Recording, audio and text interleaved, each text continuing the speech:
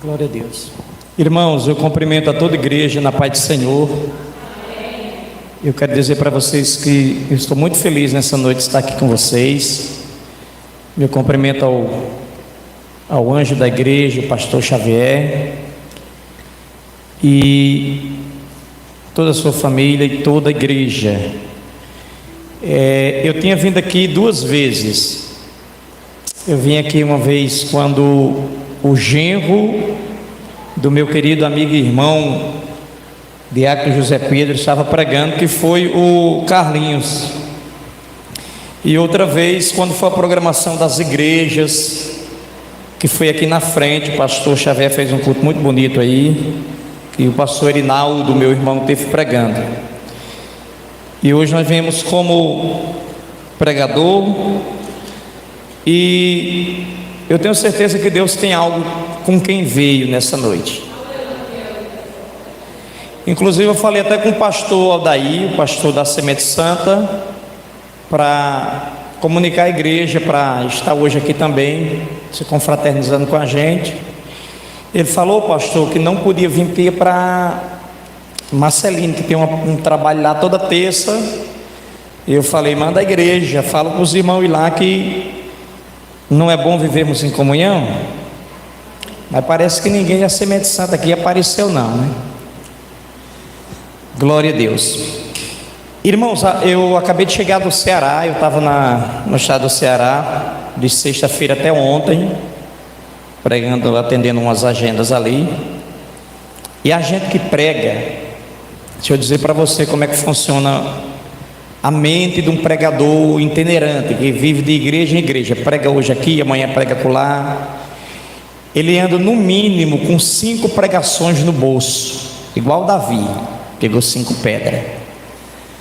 Porque quando o pregador chega na igreja, ele começa a ver o espírito do culto que está ali.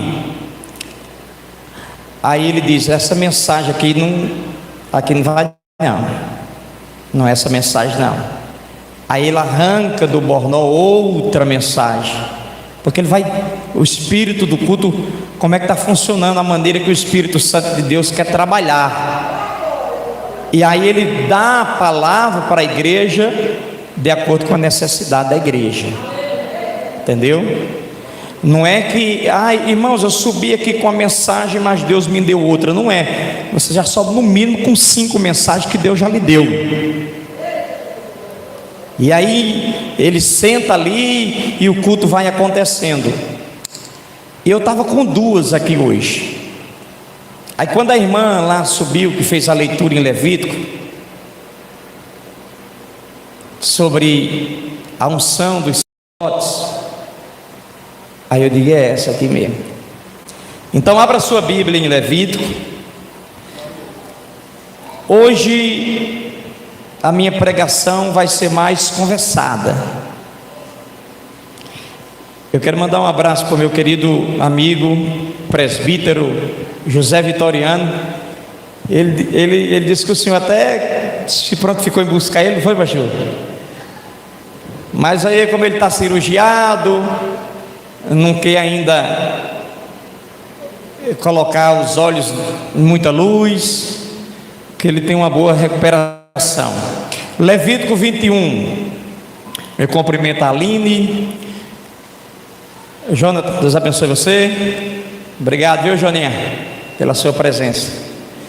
Glória a Deus. E meu cumprimento também ao meu querido amigo, irmão, Diácono José Pedro, que quando eu cheguei aqui em Alexandria, ele me acolheu muito bem. Eu era um menino ainda, com 16 anos, e Deus usou o senhor e toda a sua casa para nos acolher. E meu querido irmão Marlon, Deus abençoe Levita. Queridos, quem achou Levítico capítulo 21, diga amém. Vocês são rápidos no gatilho, hein? Eu nem encontrei ainda. Glória a Deus. Eu tenho certeza que Deus tem algo conosco nessa noite. Quem assim acredita, diga eu creio. Capítulo 21, nós vamos ler a partir do versículo 17, tá bom? A versão da minha Bíblia, ela um pouquinho diferente da de vocês, mas o contexto é o mesmo, tá? Então diz assim, capítulo 21, versículo 17: Fala Arão dizendo: ninguém dentre os teus descendentes, por todas as suas gerações, obrigado, irmão, que tiver defeito, se chegará para oferecer o pão do seu Deus, pois nenhum homem que tiver algum defeito se chegará. Aí ele começa a detalhar aqui qual eram os defeitos: como o homem cego, ou coxo, ou de nariz chato, ou de membros demasiadamente comprido, ou homem que tiver o pé quebrado, ou a mão quebrada, ou for cocunda, ou anão, ou que tiver belida, ou sarna, ou impinge, ou que tiver o testículo lesado. Nenhum homem dentre os descendentes de Arão, o sacerdote, que tiver algum defeito, se chegará para oferecer as ofertas queimadas do Senhor. Ele tem defeito, não se chegará para oferecer o pão do seu Deus. Comerá do pão do seu Deus, tanto do Santíssimo como do Santo. Contudo, não entrará até o véu, nem se chegará ao altar, porque tem defeito, para que não profane os meus santuários, porque eu sou o Senhor que os santifico. Moisés, pois assim falou a Arão e aos seus filhos e a todos os filhos de Israel. E você diz amém. Sente, mas não fecha a Bíblia onde você leu. Se você fechou, abra de novo. Glória a Deus. Irmãos, quem ama aqui a palavra de Deus? Amém. A palavra de Deus, ela nos é lâmpada para os pés, luz para o caminho, espada, ela é escudo, ela é martelo que esmiuça a penha, ela é fogo. E hoje nós vamos falar desta palavra. Quando Deus instituiu o culto, o povo de Israel saiu do Egito, eles não sabiam o que era cultuar. Eles aprenderam um culto totalmente diferente, que era no Egito. Para vocês terem ideia, as mulheres de Israel no deserto, elas praticavam bruxarias nas suas tendas. Eles saíram do Egito, mas o Egito não tinha saído do coração daquele povo ainda. Só que como aquele povo era propriedade exclusiva de Deus, Deus precisava tratar deles, tirar em primeiro lugar a mentalidade de escravos que eles tinham. Eles passaram 430 anos ali sendo escravo, então eles saíram com a mente de escravo. Deus precisava trabalhar essa mentalidade e também forjar o caráter de cada um deles, porque foi através de Abraão que Deus escolheu a nação de Israel para ser o seu povo escolhido aqui na terra e ser modelo e exemplo para todas as nações. Então o que é que Deus faz? Quando fazem 3 meses que eles saíram do Egito, eles se acamparam próximo ao Sinai. Fazia 90 dias que eles tinham saído do Egito, e Moisés sobe o monte e fica 40 dias e 40 noites com Deus no monte. Deus rasga os céus e mostra para Moisés visões de um tabernáculo que Deus queria que fosse feito do mesmo jeito que Moisés viu no céu, Moisés construísse na terra. E deixa eu lhe falar, Deus é perfeccionista. Tem alguém aqui perfeccionista? Deus é perfeccionista, Deus é detalhista e Deus é ordeiro. tá? Deus ele é perfeccionista, ele é detalhista e ele é um Deus ordeiro. É por isso que Paulo diz assim: faça tudo com decência e ordem no culto, porque Deus é ordeiro. Então Deus, ele dá as medidas do tabernáculo: 22 metros de largura, 45 de comprimento. Deus dá as mobílias da sua casa, colocando o altar do sacrifício, a pia para lavar as mãos e os pés dos levitas e sacerdotes. Lá dentro da tenda, Deus manda que faça uma mesa para colocar os pães. Deus manda que faça o candelabro para clarear aquele ambiente durante a noite, porque não podia vir luz de fora. Do outro lado do véu tem a arca da aliança, que Deus manda construir também, porque de ano em ano ele desceria com a sua racavode ali para se manifestar. Então Deus dá todos os detalhes do tabernáculo e também os detalhes do culto. Deus não dá só as medidas do tabernáculo, ele diz assim: eu quero que o culto funcione dessa forma. O primeiro culto que aconteceu na terra, sabe onde foi? Foi no jardim do Éden. Quando Deus criou o homem, todos os dias Deus vinha na viração do dia visitar o homem. Deus vinha para quê, pastor? Deus vinha para um culto. Era só Adão e Deus. Aí Deus diz assim: não é bom que o homem esteja só. Falei uma disjuntura. Aí coloca um sono em Adão. Adão dorme, quando acorda está Eva. Parece que eu estou vendo Adão olhando para Deus, olhando para Eva, olhando para Deus, olhando para Eva. Aí Deus: olha aí, gostou? Gostei, é sua. E Adão diz: essa agora é osso dos meus ossos e carne da minha carne. Agora naquele culto que só tinha um adorador, agora tem dois. Só que o diabo conseguiu acabar com o culto no jardim quando fez a mulher pecar, e ambos foram expulsos do jardim. Só que Deus está querendo trazer o homem de volta à sua presença. E o que é que Deus vai fazer? Deus institui o culto no meio da nação de Israel. Vamos dizer que esse prédio aqui seja o tabernáculo. Ali a porta da frente do tabernáculo só tinha uma porta.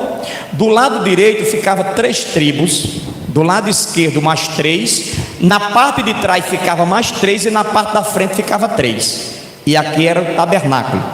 O tabernáculo estava dividido em pátio, lugar santo e santo dos santos. E agora o que é que Deus faz? Deus chama Moisés e diz: Moisés, separe o seu irmão Arão para o ofício sacerdotal, ele e os filhos dele. Porque para ser sacerdote tinha que ser levita, mas não bastava apenas ser levita, tinha que ser da descendência de Arão. Porque Levi, quem era Levi? Levi era um dos filhos de Jacó. Então de Levi veio Gerson, Merari e Coate. Esses 3 rapazes deram-lhe a descendência dos levitas, que são chamados meraritas, gersonitas e coatitas. Então Arão, ele era coatita. Então não bastava ser coatita para ser sacerdote.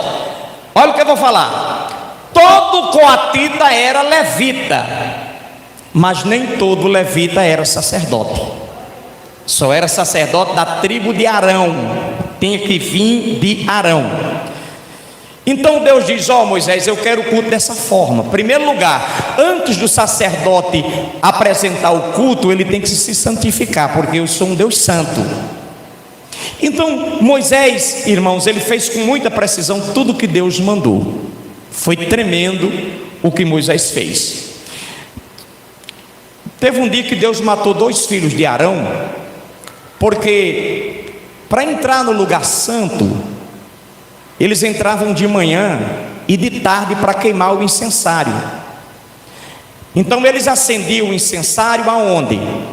No altar de incensário, porque o altar do sacrifício ficava lá fora, mas aqui dentro ficava o altar de incensário. Então de manhã ele vinha, pegava o incensário E dentro do incensário ele colocava brasas de fogo tiradas do altar lá de fora. Não podia trazer brasas de fogo de casa, não podia trazer brasas de fogo de outro lugar. As brasas para acender o incensário, colocar o perfume, depois balançar para fazer fumaça, que aquela fumaça representava a oração e a adoração da nação, eles tinham que trazer a brasa do altar. E a Bíblia diz que eles trouxeram fogo estranho, ou seja, provavelmente trouxeram a brasa de casa, confeccionada por ele mesmo. E deixa eu dizer, irmão, tem coisas que a intenção pode ser até boa, a coisa boa, mas não a coisa certa. E Deus não quer que você faça coisa boa, Ele quer que você faça coisa certa. Por exemplo, Davi, quando ele fez o culto, ele mandou fabricar um carro novo, com madeira nova, colocou nos bois e colocou a arca. A intenção de Davi era boa, mas não era uma coisa certa, porque quem tinha que levar a arca era quem? Eram os coatitas, eram os levitas. No ombro era a ordem de Deus. Então Davi colocou a arca de Deus num carro de boi. Davi, é carro de boi. Davi disse assim: mas é um carro novo. Davi, mas quem vai puxar os bois? Mas os bois são gordos. Davi, mas Deus disse que quem tem que levar é o sacerdote. Não, é dessa forma. A intenção era até boa, mas não era a coisa certa, porque Deus está querendo que eu e você façamos a coisa certa. Em outras palavras, Zé Pedro, não é do nosso jeito, é do jeito dele. Então os filhos de Arão trouxeram, Aline, fogo estranho. Sabe o que aconteceu quando eles entraram dentro da casa de Deus? Deus matou todos os dois. Você já imaginou se Deus fosse matar todo dia no culto gente que traz fogo estranho? Todo dia tem enterro. Porque o que nós fazemos, até mesmo no culto, que às vezes não agrada a Deus. Pastor, e por que não acontece isso? Porque nós estamos vivendo num tempo chamado graça. Aí Deus disse: ó, vai ter o culto, e quem vai ministrar são os sacerdotes no culto. Só que tem as exigências. E quais são as exigências? O que era que os sacerdotes faziam, irmãos? Ó, levita e sacerdote. Os levitas serviam os sacerdotes. Os sacerdotes serviam a Deus. Os sacerdotes eram espécie de pedreiros e os levitas de servente. Os sacerdotes eram espécie de médico que vai fazer a cirurgia, e os levitas eram os enfermeiros. Eles sempre estavam auxiliando. Só que os levitas nunca entravam no lugar santo, eles sempre ficavam lá fora. Os sacerdotes entravam todos os dias, de manhã e de tarde, no lugar santo para queimar incenso. Os levitas não entravam. Existia centenas de sacerdotes, mas nem todos entravam no lugar santo. Por quê? Porque era através de sorteio para poder entrar. Então se colocava ali o nome dos sacerdotes para quem vai trabalhar esse mês. Tinha que ser sorteado. Teve gente que foi sacerdote a vida inteira e nunca entrou. Lembra do pai de João Batista, Zacarias? Já velho, a mulher estéril, ele nunca tinha entrado no lugar santo, mas era sacerdote, mas nunca tinha entrado. E talvez botou na mente: eu vou morrer e nunca vou entrar. Só que a Bíblia diz que teve um dia que ele foi sorteado, e quando a sorte caiu, veio sobre ele. E o Correngador, que era o grande sacerdote, leu e disse assim: amanhã quem vai entrar para queimar incenso é Zacarias, o marido de Isabel. O tempo de Zacarias chegou. Ele esperou tantos anos pelo aquele dia. Deixa eu lhe dizer, se você tem algo de Deus que você aguarda, espere, não passa carro na frente dos bois, tenha paciência, porque se Deus prometeu, se Deus falou, a sua hora vai chegar. Agora não passa a carruagem na frente dos bois, espere. E sabe o que significa Zacarias? O nome Zacarias significa o Senhor se lembra. Irmão, Deus é detalhista demais. Fazia 400 anos que Deus não falava com a nação. Quando Zacarias entra, Deus escolhe o nome Zacarias, o Senhor se lembra. E significa que Deus está lembrando que vai que precisa falar com o seu povo. E a palavra lembrar ali não significa que Deus se esquece. Ali é uma figura de linguagem. Se lembrar significa que a hora de Deus agir chegou.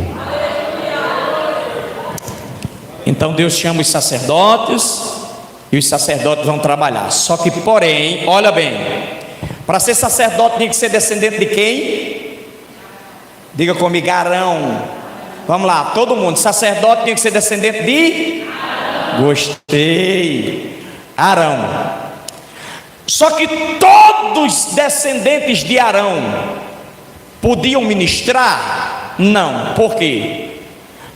Porque se tivesse defeito, podia ser descendente de Arão, mas não podia ser sacerdote. Senhor, eu tenho vontade de ser sacerdote, eu sou descendente de Arão, e o Senhor falou na tua palavra que os descendentes de Arão é quem deve ministrar. Aí você ia passar pelo crivo de ser examinado pelo Kohen Gadol. O que é o Kohen Gadol? Em hebraico, o grande sacerdote ou o sumo sacerdote era o pastor da igreja, ele quem examinava se você podia ou não ministrar. E aí eu separei aqui os defeitos dos sacerdotes e gostaria que vocês acompanhassem comigo aí. Qual é o primeiro defeito que está aí na Bíblia de vocês, que eu pedi para que vocês não fechassem? Capítulo de número 21, na sua vida, que não consegue visualizar as coisas espirituais, ele está cego espiritualmente, ele não consegue contemplar a grandeza de Deus, ele não consegue contemplar a glória de Deus, ele não consegue enxergar a obra de Deus com precisão. E até no culto que eu preguei lá na praça, eu falei dos 3 tipos de cegueira. A Bíblia fala da cegueira física, a Bíblia fala da cegueira espiritual, e a Bíblia fala daquele que vê, mas finge que não está vendo. Essa é a pior cegueira que tem. Então, quando fala de defeito na vista, que é cego, está falando daquele crente que ele quer até ministrar, mas está faltando nele visão de Deus, visão de reino. E nesta noite, se tem alguém aqui precisando abrir os olhos para as coisas espirituais, Deus está falando para você e está dizendo: eu quero te usar, eu te escolhi para a obra, mas está na hora de você começar a enxergar as coisas pelo outro lado, deixar de estar colocando os olhos naquilo que é carnal, deixar de estar colocando os olhos naquilo que é mundano, deixar de estar colocando os olhos naquilo que não edifica em nada a sua vida, e começar a contemplar a coisa de Deus de forma extraordinária. Levante a mão para o céu e diga: Jesus, me dê visão. Não, mas fala melhor isso aí, diga: me dê visão espiritual. Ser visionário, ter visão de reino, visão de águia. Pessoas com crente com visão limitada, eu estou falando no sentido espiritual. Ele vai tropeçar nas pedras que estão diante de si.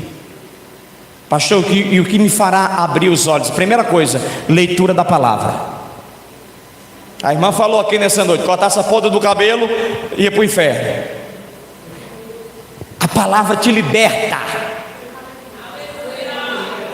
A palavra começa a fazer com que você enxergue as coisas como elas são de verdade, e não como uma máscara ou um tapa-olho lhe cobrindo a visão.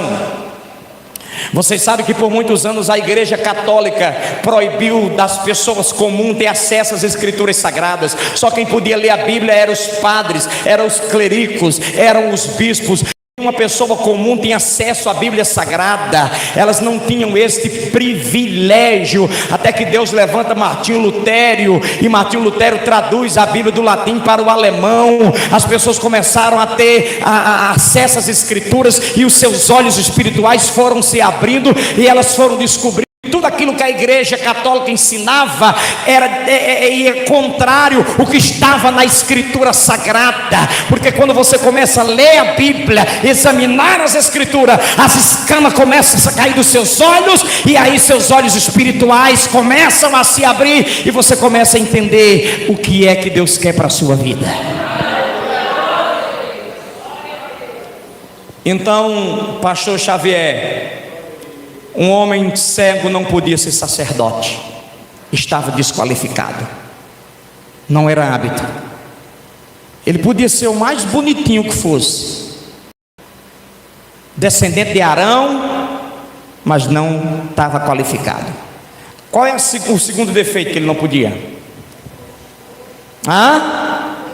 Coxo. A pessoa coxa, primeiro, ele teria dificuldade para andar e servir dentro da casa de Deus. Eu preguei essa semana na cidade chamada Forquilha, lá no Ceará, perto de Sobral. Foi num sábado à noite, a igreja estava super lotada, umas 500 pessoas, era culto de Santa Ceia. E o altar era pequeno para o número de obreiros. E aqui do meu lado tinha um senhor, pastor, uma cadeira de roda. Ele fez a primeira cirurgia, era para começar a colocar o pé no chão, por causa da idade dele, quase 70 anos. Com 40 dias, com 8 dias, ele colocou o pé no chão, começou a andar, a perna quebrou de novo. Fez a segunda cirurgia, a igreja pagando para ele. Quando foi com 8 dias de novo, ele mais uma vez teimoso, colocou o pé no chão, a cirurgia se abriu. Agora está lutando lá para vender um carro, fazer uma rifa, para poder fazer agora a terceira cirurgia, que tem um material de titânio, que vão fazer a cirurgia na perna dele, e ele está tentando vender um carro lá para isso, porque já ficou até com vergonha os irmãos ajudar 2 vezes na cirurgia, e ele estava lá na cadeira de roda, e o pastor da igreja falou: pastor Júnior, esse homem foi um grande pregador, ele pregava muito, conhecia a Bíblia de Gênesis e Apocalipse, e agora está numa cadeira de rodas. E eu olho para ele e digo: se fosse no tempo da lei, ele poderia conhecer a Bíblia de capa a capa, mas estava desqualificado. Porque coxo, queridos e amados irmãos, fala da dificuldade para andar. São pessoas lentas, crentes que andam manquejando espiritualmente. Ele sai de casa para o culto na segunda-feira, mas só chega na igreja no domingo seguinte. Você está entendendo o que eu estou falando? Porque estão manquejando espiritualmente. São pessoas lentas, não têm habilidade e agilidade para determinadas coisas. E o Espírito Santo de Deus está falando nesta noite comigo e com você: eu te quero sadio dos pés para fazer a minha obra. Aleluia! Orianda labaçu de bianda labácia. Oh Espírito Santo de Deus, que nesta noite o Senhor pega esta igreja e sacuda ela com o teu poder. E se tem algum crente coxo dos pés, com dificuldade para caminhar, trabalha nele nesta noite, e que ele saia daqui uma bênção nas tuas mãos.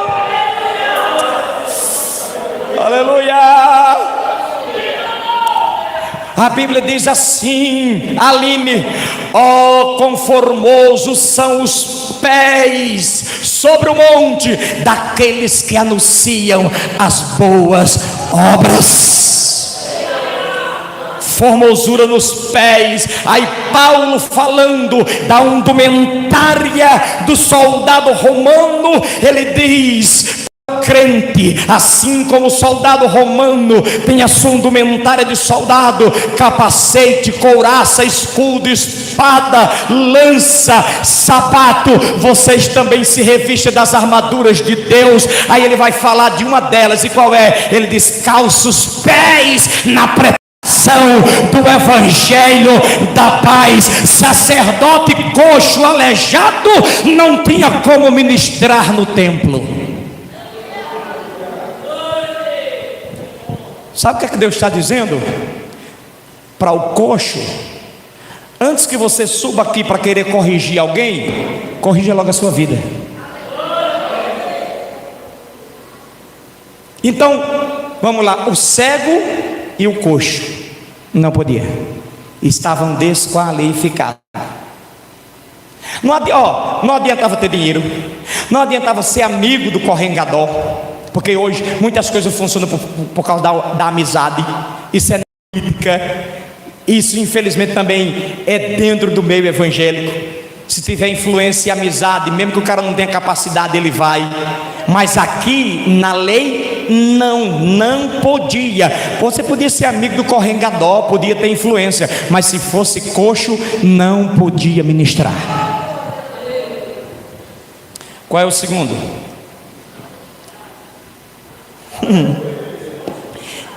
Tem uns defeitos aí que é até engraçado, né, irmão? Esse próximo é o quê? Nariz chato. Você conhece alguém assim? A pessoa com o nariguda, mas com o nariz achatado.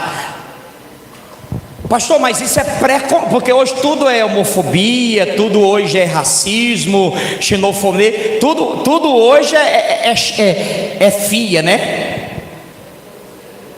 É bia.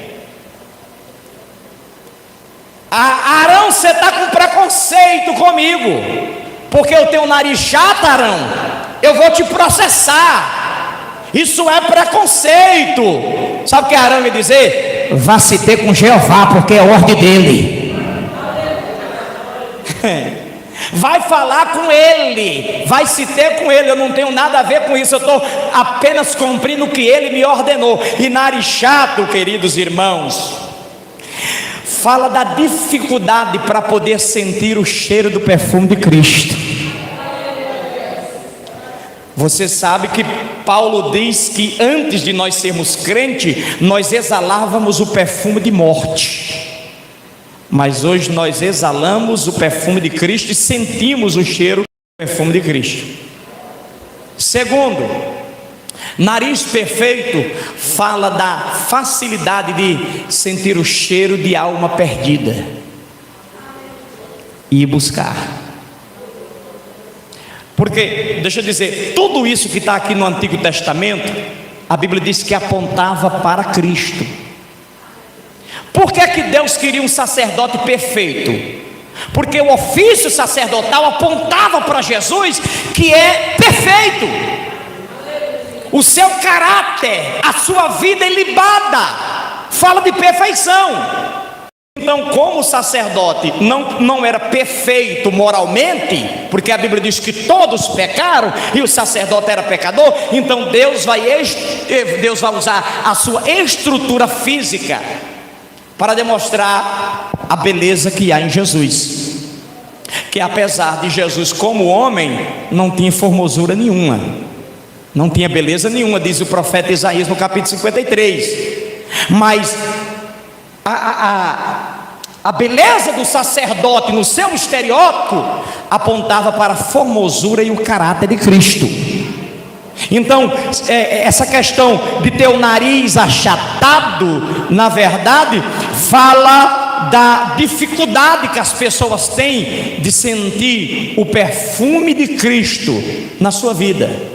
De respirar a atmosfera espiritual que há dentro da igreja. Deixa eu dizer que dentro dessa igreja nessa noite tem uma atmosfera espiritual, e só pode sentir aqueles que têm o nariz perfeito. E quando eu estou falando aqui de nariz perfeito, eu não estou falando de um nariz perfeito, porque eu acredito que eu ficava de fora para ser sacerdote, porque meu nariz não é muito bonito, mas eu quero em nome de Jesus ter um nariz espiritual que possa respirar e sentir a essência do céu nesta noite e neste lugar.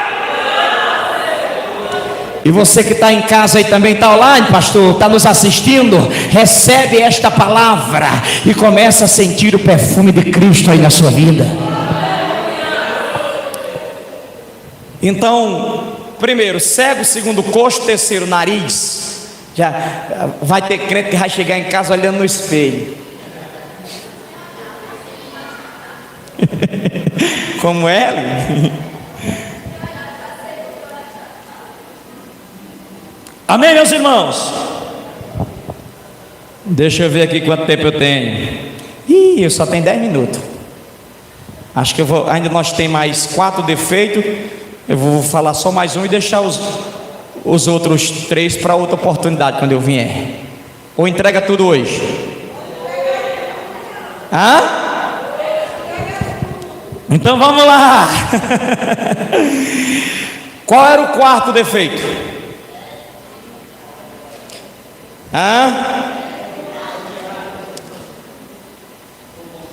Membros demasiadamente compridos.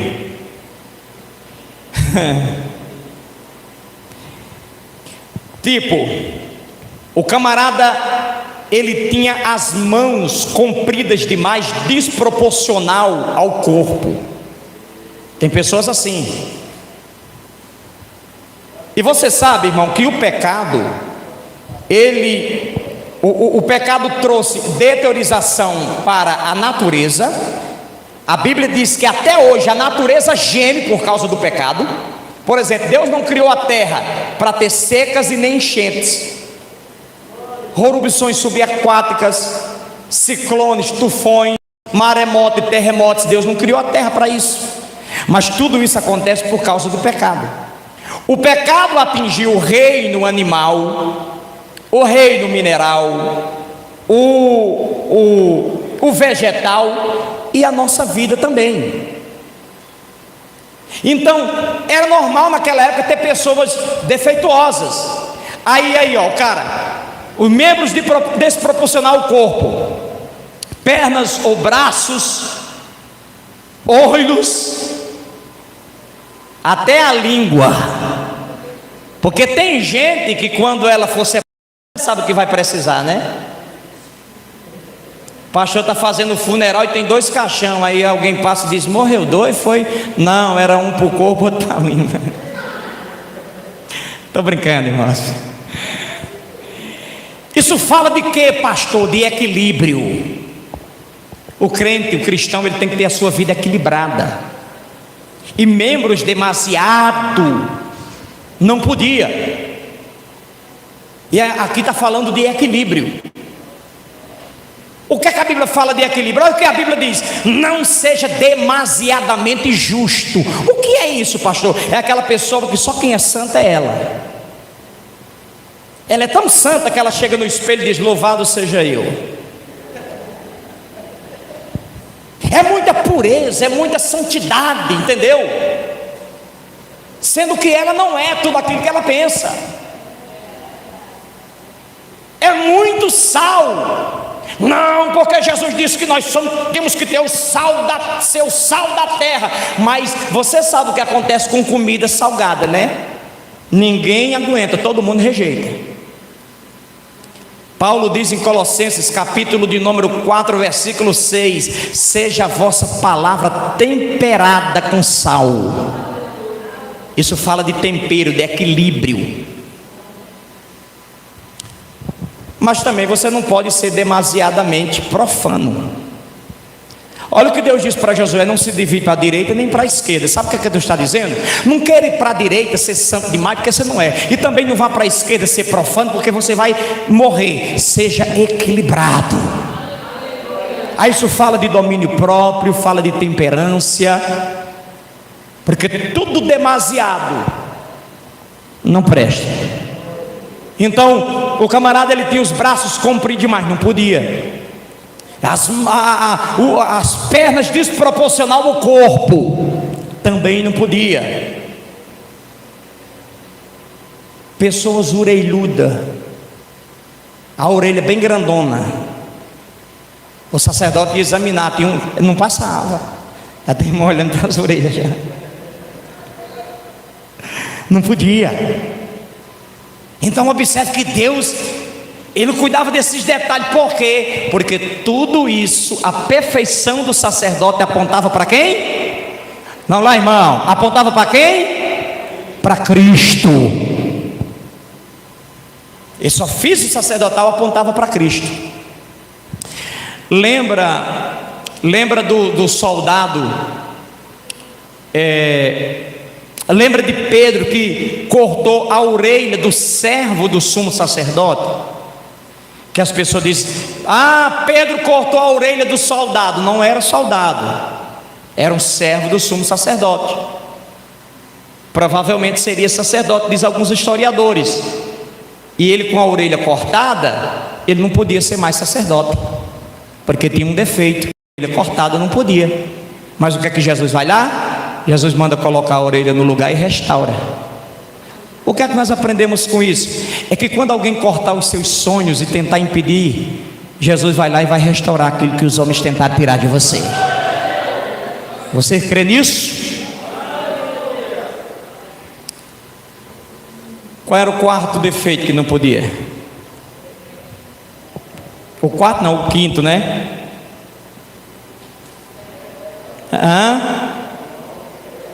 Os pés quebrados. Eu falei de coxo, porque coxo é uma coisa, ter pé quebrado é outra coisa, né? O coxo se arrasta, o pé quebrado manqueja, anda manquejando. E aí, pé quebrado tem dificuldade de andar lado a lado com seu irmão.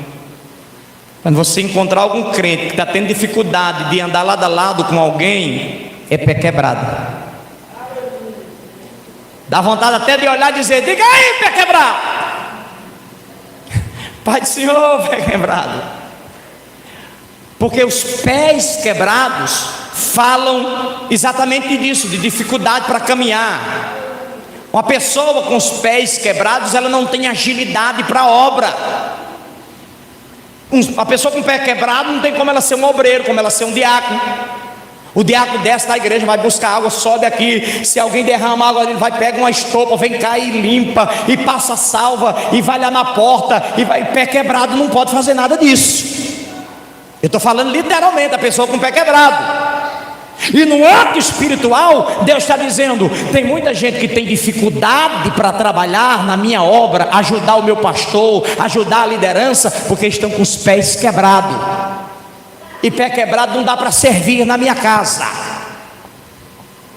O que era que o sacerdote fazia? O sacerdote, você trazia um cordeiro e dizia: sacerdote, eu pequei contra o Senhor e trouxe esse cordeiro para ser sacrificado e imolado pelos meus pecados. Aí o sacerdote ia lá, examinava o cordeiro, tudo perfeito, não tinha nada de defeito. O que era que ele tinha que fazer? Ele pegava um cutelo, uma faca, um punhal, vivo, o cordeiro era vivo, viu? Não matava com a paulada, depois sangrava não. Ele mandava você colocar a mão na cabeça do cordeiro e fazia uma oração transferindo o pecado de você para o cordeiro, e depois ele sangrava aquele cordeiro. Depois ele tinha que subir a rampa do altar, colocar aquele cordeiro lá em cima e colocar fogo. Agora me diga, o cara com o pé quebrado para fazer isso não estava desqualificado. E nessa noite Deus está dizendo para alguém aqui: está na hora de colocar o pé no lugar, porque eu preciso usar você na minha obra. Aí falta de agilidade, mobilidade, nada disso vai poder fazer. Por quê? Porque os pés estão quebrados. Que o Espírito Santo de Deus tenha misericórdia da nossa vida, e que espiritualmente os nossos pés estejam sadios para nós servirmos na sua obra, para nós servirmos na tua casa. Porque, irmão, é triste ter crentes espiritualmente falando, tudo isso falando no âmbito espiritual, crentes, obreiros, até pastores com os pés quebrados, com dificuldade para caminhar. E que Deus nos tome pela mão nessa noite e nos restaure, e nos dê força, e nos dê graça, e nos dê poder, e nos dê unção. E se tem algo na nossa vida ainda que está atrapalhando dele nos usar, que seja removido nesta noite, e que tudo que nós formos fazer seja para a glória do nome dele. Adotar a bênção araônica tinha duas formas. Se fosse maldição, ele se apresentava diante do povo e levantava a mão esquerda. e liberavam a palavra de maldição contra a nação por causa dos seus pecados. E aquela palavra de maldição, os céus fechavam, não tinha chuva, e se não tem chuva não tem água, e se não tem água não tem como ter plantação, se não tem plantação não tem fruto, se não tem fruto não tem pão na mesa, se não tem pão na mesa o povo passa fome. E era um ano de miséria. Mas quando ele se apresentava diante do povo e levantava a mão direita, aí ele dizia em hebraico: Evarechar Adonai veish merechar, e assim Adonai panai eleha verônica, e Sara Adonai panai lashem leha shalom. Sabe o que ele está dizendo? O Senhor te abençoe e te guarde. O Senhor levanta o seu rosto sobre ti e tenha misericórdia de ti. O Senhor, seu rosto sobre ti, resplandeça o seu rosto sobre ti e lhe dê a paz. Aquele ano era um ano de bênção, aquele ano era um ano de prosperidade, aquele ano era um ano de vitória, aquele ano era um ano de sucesso. Então, mão, você estende, não é os pés, é a mão para abençoar. As mãos falam de trabalho, as mãos falam de estender para ajudar a levantar aquele que está caído. Quantas pessoas conseguem ver alguém que está caído, mas não consegue estender a mão para levantar? Por quê? Porque as mãos estão quebradas, e crente com mão quebrada não tem capacidade de ajudar ninguém, e na verdade ele é quem está precisando de ajuda. Lembra do sacerdote, do levita que passava diante do homem que saía de Jerusalém para Jericó? A Bíblia diz que eles passaram a largo e não ajudaram aquele homem. E por que eles não ajudaram aquele homem? Porque estava com as mãos quebradas. E crente com mão quebrada tem dificuldade para trabalhar na obra, tem dificuldade de estender a mão para ajudar quem está caído, tem dificuldade de botar a mão no bolso e arrastar a oferta, tem dificuldade de dizimar, porque as mãos estão quebradas. E quem tem mão quebrada não consegue bater palma, quem tem mão quebrada não consegue levantar para dar glória a Deus, ele fica como uma estátua. Mas nessa noite eu já vi, aqui não tem não. Quem não tem a mão quebrada e pode levantar para dar um glória, deixa eu ver. Então abra sua boca e dê um glória aí para Jeová. Amém. Como dizia o meu professor de hebraico, amém ou não amém?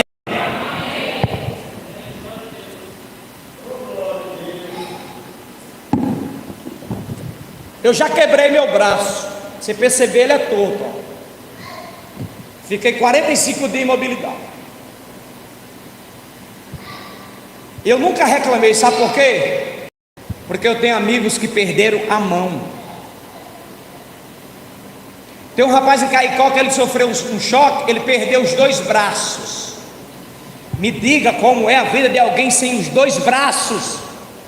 Alimentação, higienização, banho. Mesmo assim, são aqueles que no âmbito espiritual estão com as mãos quebradas para servir no reino.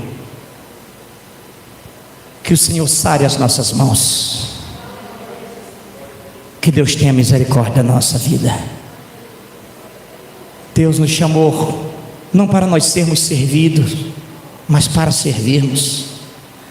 Deixa eu dizer para você, igreja, o Senhor não lhe escolheu para você ficar nas cadeiras desta igreja sentado, vindo aqui 2, 3 vezes por semana, ou talvez de 15 em 15 dias, ou tem gente que vem na igreja apenas uma vez no mês. Deus não lhe chamou apenas para você ficar sentado aí para assistir o culto. Deus chamou você para você servir. Pergunte para Ele: Senhor, em que eu posso ser útil? Tem uns que Deus chama para cantar, tem outros que Deus chama para pregar, tem outros que Deus chama para ensinar, tem outros que Deus chama só para tocar, tem outros que Deus chama para som, tem outros que Deus chama só para ficar na porta, tem outros que são chamados só para servir algo no altar, tem outros que são chamados só para varrer a igreja. Não importa a função que Deus chamou você para exercer, faça com amor, porque a recompensa quem dá é Deus. Eu me lembro quando eu queria ser obreiro. Eu com 15, 16 anos, chegou um pastor na minha igreja E todo dia de manhã eu estava na igreja orando, todos os dias de manhã, ia a pé, 3 quilômetros, e trocou de pastor, e o pastor me viu todo dia de manhã na igreja orando. Ele ia para lá orar, e ele ficou gostando de mim. Ora, um jovem, todo dia de manhã na igreja orando, Zé Pedro. E naquela época nós era ensinado a orar, não era? Eu orava, você orava, não era brincadeira. Então ele disse: rapaz, esse jovem ora muito. E aí ficou gostando de mim, e eu falei: pastor, eu tenho vontade de pregar.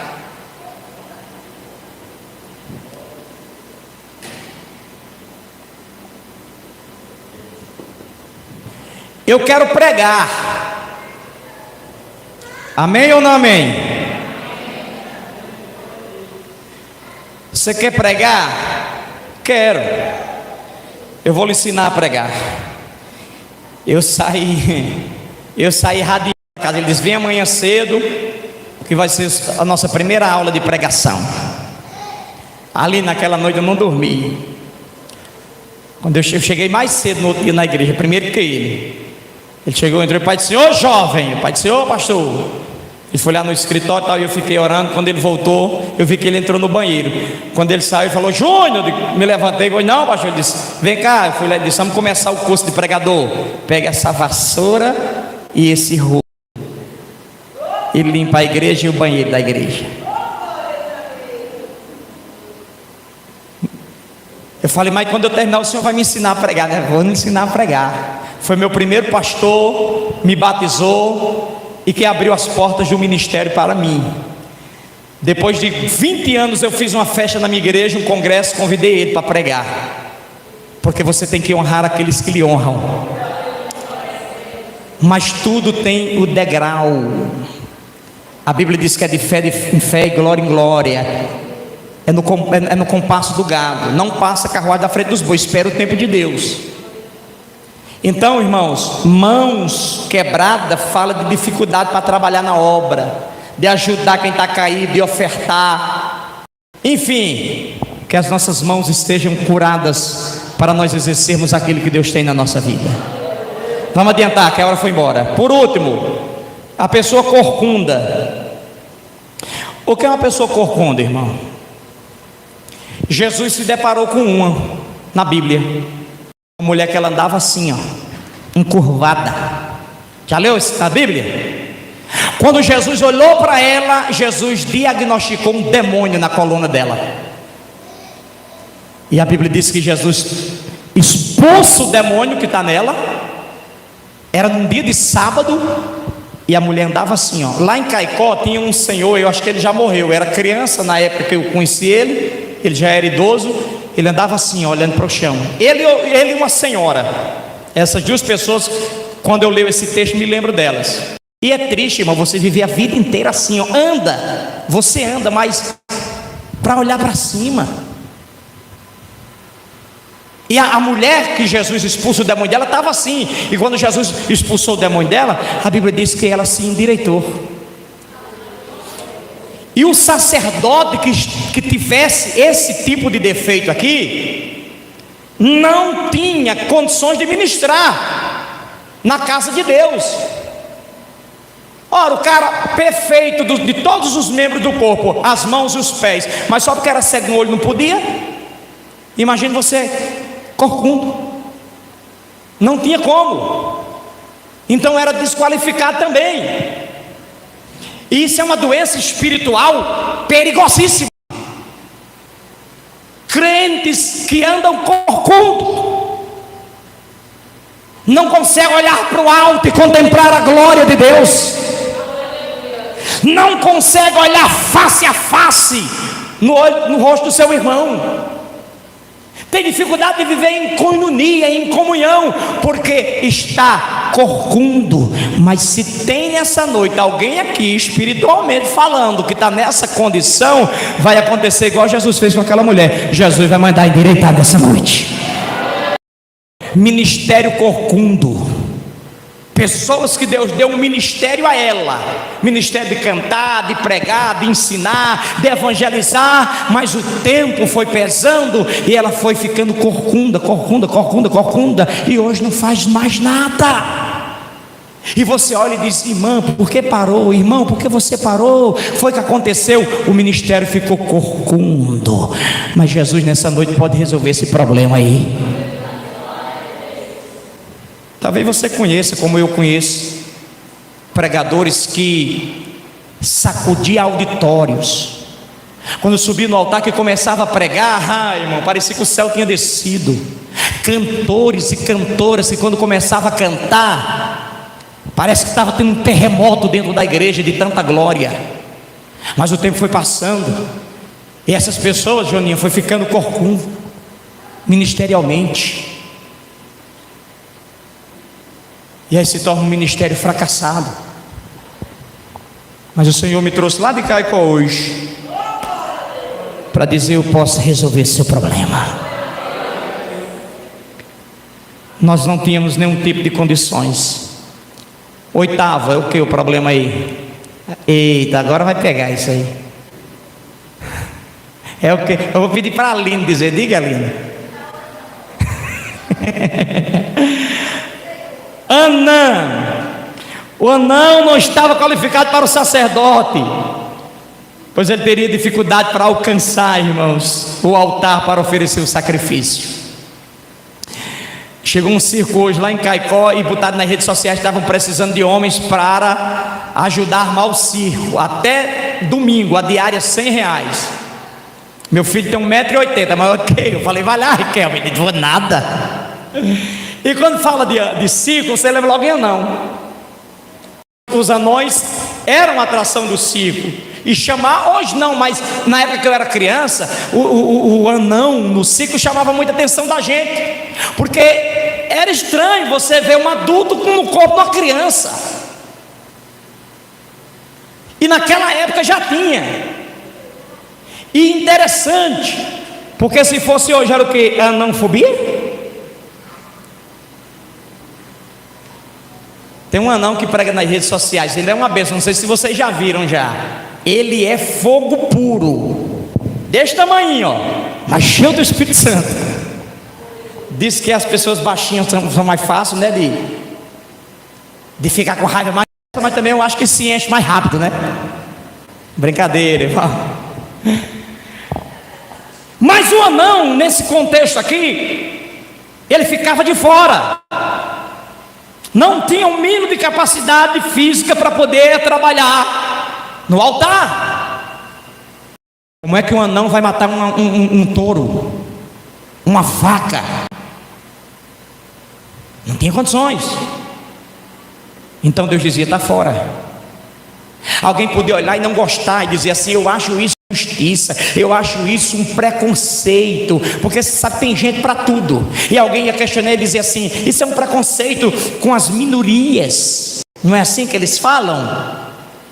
Um preconceito com a minoria. O Kohen Gadol dizia: vá se ter com Deus. E Anão aqui fala de pessoas raquíticas no ministério. Tem gente que tem 20 anos de crente e não desenvolveu nada na vida, não cresceu espiritualmente, continua inerte, continua da mesma forma que chegou na igreja. A única diferença é que Jesus perdoou ela e salvou, mas espiritualmente não teve desenvolvimento de nada. E Deus não quer você anão, irmão. Deus quer que você cresça no ministério espiritualmente. Deus quer que você chegue aqui. Quando você chega na igreja, você não chega cantando, você não chega pregando, você não chega ensinando. Isso vai acontecendo gradativamente. Ou eu já cheguei na igreja pregando? Não. Ou você já chegou cantando? Não. Isso vai acontecendo gradativamente. O que você não pode é ficar inerte aí como um anão que não tem crescimento espiritual. E a Bíblia fala que nós devemos crescer na graça e no Espírito. Na graça e no Espírito. Enquanto você não dá glória, eu não vou parar. Na graça e no Espírito. Na graça e no Espírito. Na graça e no Espírito. Na graça.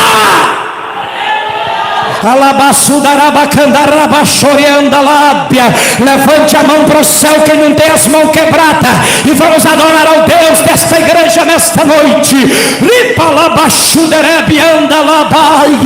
Toma esta igreja com teu poder. Começa de mim, Senhor, aqui no altar. Toma os obreiros, toma o pastor, toma a igreja, toma o jovem.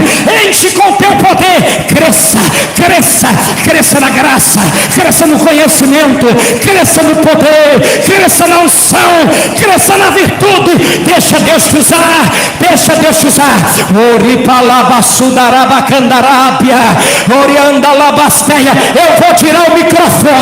Eu vou tirar o microfone, e vou deixar você dar glória.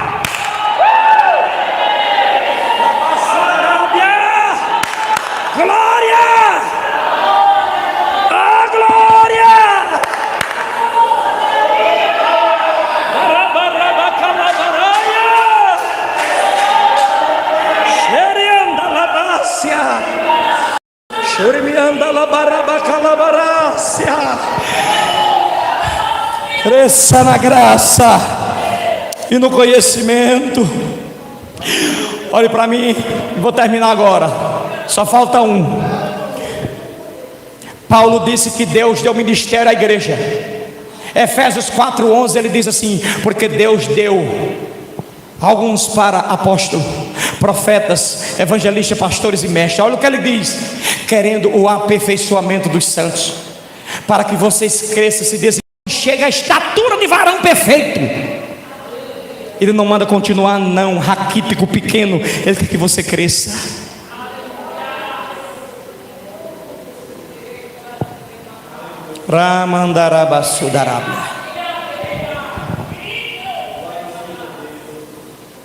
Senhor, eu sei que é teu esse lugar, todos querem te adorar.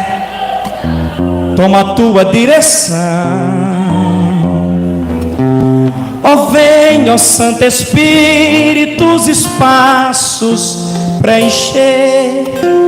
Reverência à tua voz vamos fazer. Podes reinar, Senhor Jesus, ó sim, teu poder, teu povo sentirá. Que bom, Senhor, saber que estás presente aqui. Reina, Senhor, neste lugar. Quem sabe canta comigo. Visita cada irmão, ó meu Senhor, dando paz interior e razão para te louvar. Você pode ficar de pé em nome de Jesus. Desfaz toda a tristeza, incerteza e dessabor. Glorifica o teu nome, ó meu Senhor. Podes reinar, ó sim, o teu poder seu povo sentirá. Que bom, Senhor, saber que estás presente aqui. Reina, Senhor. Escuta aqui, a hora foi embora, mas a beleza nos olhos é uma mancha embranquecida na córnea do olho que impede a visão. Aquela bolinha no olho que impedia do sacerdote enxergar mais ainda, ele também não podia, ficava fora. E penúltimo, a sarnento, não podia. E deixa eu falar para vocês, irmãs, vocês que aqui têm o privilégio de pregar e cantar, subir no altar, ministrar, naquela época vocês estavam fora, porque só quem tinha vez eram os homens. Vocês não podiam se aproximar nem do pátio, para vocês terem ideia. E os homens não podiam ser todos, tinham que ser sacerdote, mas não bastava ser sacerdote, tinha que ser descendente de Arão. Mas não bastava ser descendente de Arão, não podia ter nenhum defeito. E por último, aí tinha impinge. E por último, aquele que eu quero destacar: testículos lesados. O último exame que o sacerdote fazia, o correngador fazia, era na parte íntima do homem. Porque tem coisas em você e tem coisas em mim que você olha e percebe, mas tem coisas que só quem vai perceber é Deus. As coisas mais ocultas, mais profundas. Então o sacerdote, o candidato a sacerdote era levado para uma sala, tirava a roupa e era examinado até o seu testículo, para ver se tinha defeito. Porque se tivesse defeito, não podia ministrar na casa de Deus. E testículos lesados, queridos irmãos, fala da incapacidade de reprodução, de não gerar filhos. E no âmbito espiritual, fala da dificuldade daquele crente que tem de nunca ter gerado um filho espiritual. Você tem 20 anos de crente e nunca gerou um filho espiritual, nunca ganhou uma alma para Jesus e dizer: ó, aquela ali foi o que gerei. Testículos lesados. E Deus quer que sejamos como Ana. Como assim, pastor? Não estou produzindo, mas eu não me cultivo, eu quero produzir. E olha quem era produziu. Um dos maiores profetas, Samuel, era profeta, sacerdote e juiz. Ele exercia os 3 poderes: o judiciário, o legislativo e o executivo. E testículos lesados fala disso, da incapacidade. Então aqui, irmãos, eu vou dizer para vocês bem sério. Eu creio que a maioria de nós aqui ficaríamos de fora. Primeiro, as mulheres não era, nem se aproximavam, você estava descartada. Aí nós íamos para o exame. Zé Pedro de óculos, ceguinho, não fica. Não vou dizer que o senhor tem o nariz enchatado não, mas também de óculos não passava. Óculos não passava, ficava de fora. Mas para nós terminar, abra a Bíblia em Apocalipse. Vai lá, todo mundo, Apocalipse, último livro da Bíblia.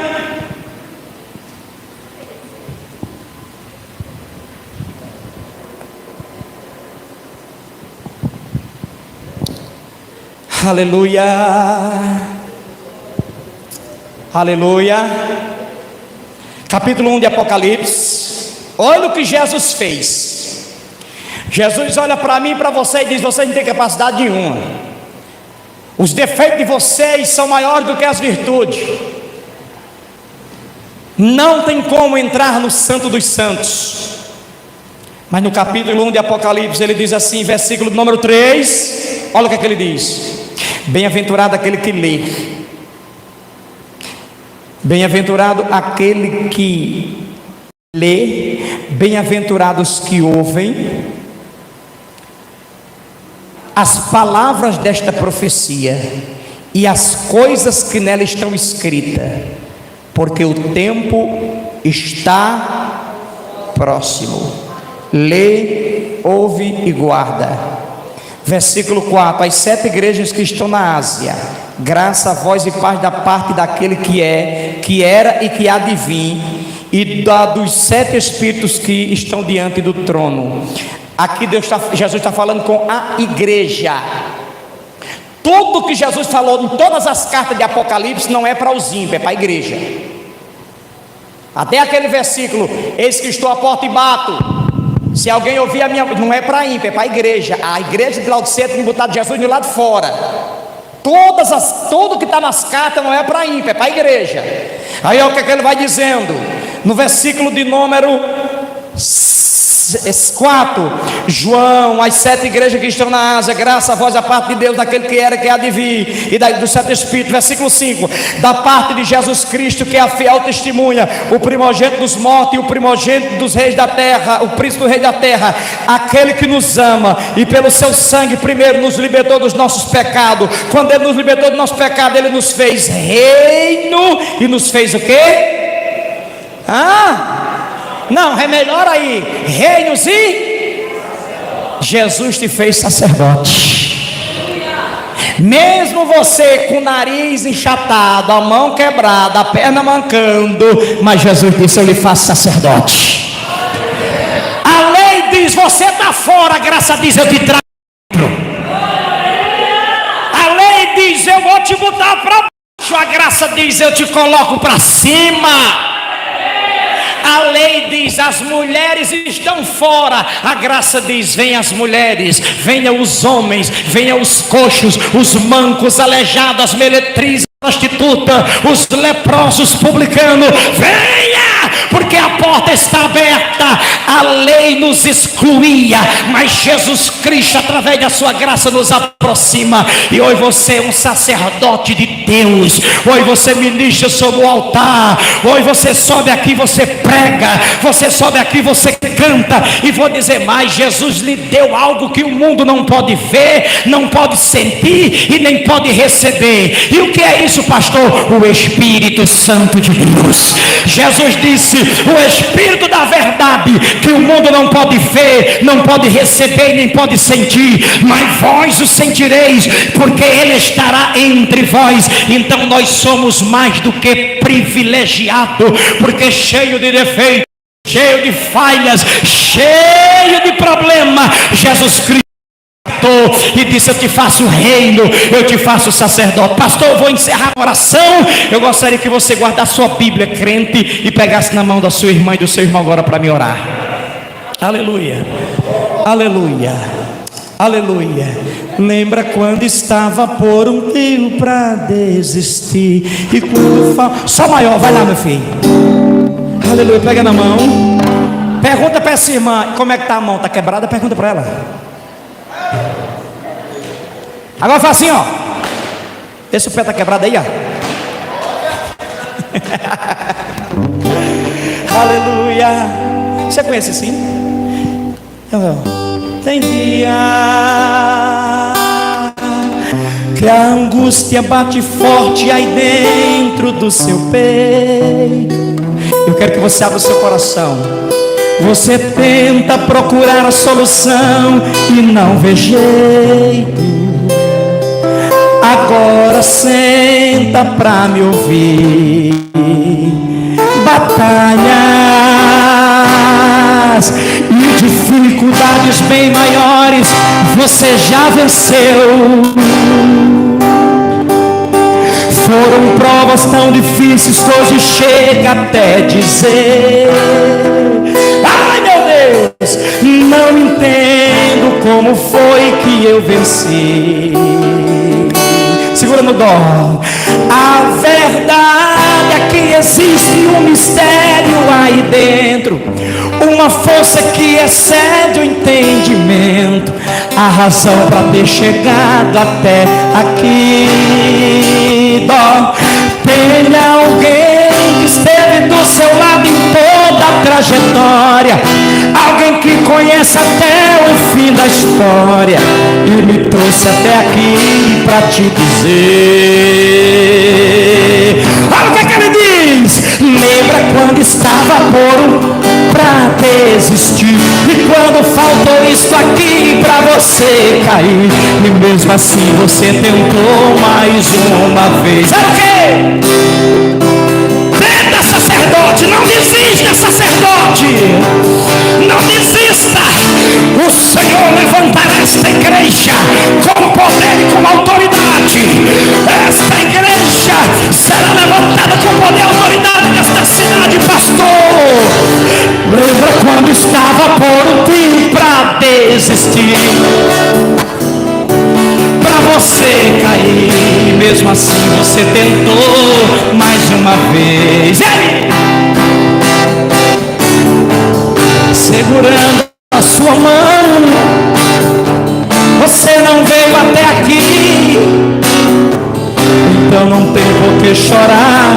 Volte a sorrir. Era a mão de Deus e vai ser sempre assim.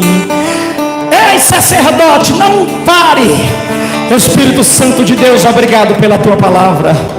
Que o Senhor continue abençoando esta igreja e esta obra.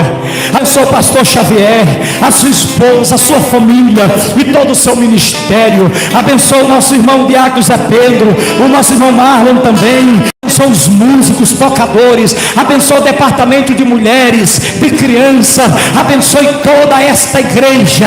Que nessa noite possamos sair daqui impactados com esta palavra, impactados com o seu poder. Mãos quebradas, pés quebrados nunca mais, olhos cegos nunca mais, falta de visão nunca mais, falta de crescimento espiritual nunca mais, porque o Senhor tem graça para o teu povo, tem graça para a tua igreja, tem graça para a sua vida, tem graça, tem graça. Saia daqui cheio. Se tem alguém que não é batizado com o Espírito Santo, receba poder, seja batizado nesta noite. Fala estranha, ore para baixo da rabacalaia.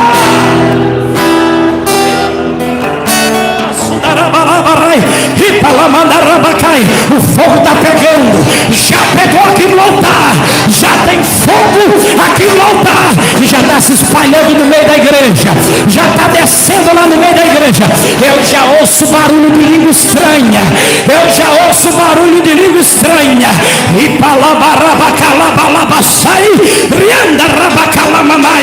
E você não vai parar, você não vai parar, você não vai desistir, você não pode desistir, você não vai desistir. Eu te tomo pela mão, filha minha, e te digo: não desista, porque eu estou contigo. Eu já li o teu pensamento e vi quantas vezes pensaste em parar, mas tu não vai parar, porque eu sou o Deus que te tomo pela mão e te digo: eu estou contigo.